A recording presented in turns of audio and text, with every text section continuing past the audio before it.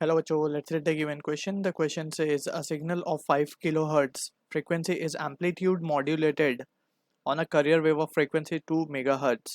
The frequencies of the resultant signal is are.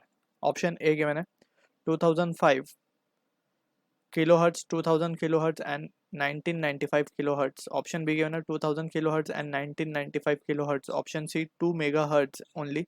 Option D 2005 kilohertz and 1995 kilohertz. So to understand this question, we need to understand about the concept of amplitude modulation.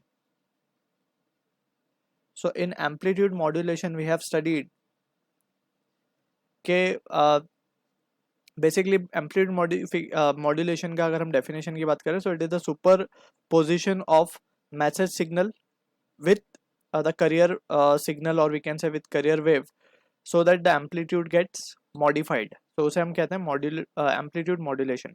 ठीक है. अब amplitude modulation में we have studied के जो expression आता है हमारे पास modulated wave का और जो फाइनली जो सिग्नल हमें मिल रहा है that is amplitude modulated signal, वो कुछ ऑर्डर इस तरीके से आता है हमारे पास. We need to remember the expression that is A C sine omega C T plus mu of AC by 2 cos omega C minus omega m into t plus minus mu AC by 2 cos of omega C plus omega m into t. तो ये expression जो finally हमें amplitude modulated signal मिलता है वो इस तरीके का एक्सप्रेशन होता है. अब यहाँ पे हम देख सकते हैं तीन इंडिविजुअल एक्सप्रेशन है. सो यहाँ पे तीन सेट्स ऑफ फ्रीक्वेंसी हमें मिलती हैं. तो first frequency is amplitude modulated wave में तीन frequency. First is of carrier frequency that is omega सी.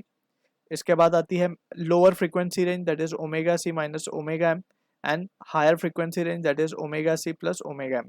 सो ये कुछ इस तरीके से रेंज में फ्लो करता है. ठीक है ना. जो सिग्नल मीन्स वी कैन से जो प्रोपोगेट होती है वेव एम्पलीट्यूड मॉड्यूलेटेड वेव, सो उसके पास एक सेट ऑफ फ्रीक्वेंसी होती है जिसके अंदर ओमेगा सी होता है that is carrier wave frequency. Omega C minus omega M ये लोअर रेंज फ्रीक्वेंसी है जिसमें से करियर में से हम मैसेज सिग्नल की फ्रीक्वेंसी को सब्ट्रैक्ट करते हुए देख सकते हैं. और omega C plus omega M जहाँ पे हम ऐड कर रहे हैं. सो ये तीन सेट ऑफ फ्रीक्वेंसी हमें मिलती है. अब अगर हम ऑप्शंस को क्लियरली देख लें तो ऑप्शंस में हमें तीन सेट ऑफ फ्रीक्वेंसी सिर्फ ऑप्शन ए में गिवन है. So that should be the answer, but हम चेक कर लेते हैं. ओमेगा सी की बात करें तो क्वेश्चन में हमें गिवन क्या पहले वो देखते हैं. सिग्नल ऑफ 5 किलो हर्ट्ज यानी कि ओमेगा एफ एम गिवन है ये हमें, राइट.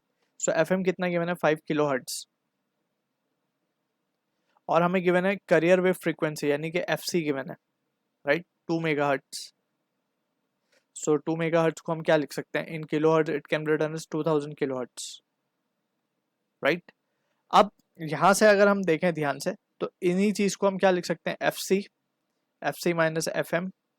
और ये वैल्यू को क्या लिखा जा सकता है that can be written as F C plus of F M. ठीक है. हमें फ्रीक्वेंसीज के बारे में पूछा गया. तो यहाँ पे एक तो एफ सी की फ्रीक्वेंसी होगी that is 2000 kilo hertz, right. एक होगी F C plus F M. तो F C plus F M जब हम करेंगे so it will be what 2000 kilo hertz plus 5 kilo hertz that is 2005 kilo hertz, right. यहाँ पे hertz है. Further अगर हम बात करें लोअर रेंज की तो F C minus F M किया जाएगा. So it will be 1995 kilohertz. And एक तो एफ सी हो गई that will be equals to F C कितना है हमारे पास it is 2000 kilo hertz. So ये तीन सेट ऑफ फ्रीक्वेंसी मिल रही है जो कि ऑप्शन ए से करेक्ट मैच होती हुई दिख रही है. I hope you understood the solution. All the best.